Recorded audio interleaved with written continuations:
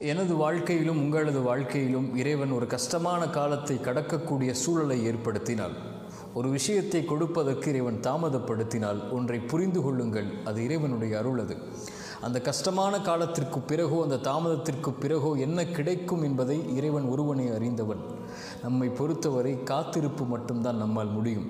இறைவன் நோயை கொடுத்தால் தான் சுகத்தை கொடுக்க முடியும். இறைவன் கஷ்டத்தை கொடுத்தால் தான் இன்பத்தை உணர முடியும். வழியை கொடுத்தால் தான் அந்த வழி மறைந்ததற்கு பிறகு வரக்கூடிய மகிழ்வை அனுபவிக்க முடியும். உலகத்தில் இருள் வந்தால் எப்படி வெளிச்சம் வருமோ அதுபோன்று சிரமங்களும் கஷ்டங்களும் வந்தால்தான் அதற்கு பிறகு வரக்கூடிய நிலைமை இன்பமாக மகிழ்ச்சியாக மாறும். காரியங்கள் அனைத்தையும் அவன்தான் நிர்வகிக்கிறான்.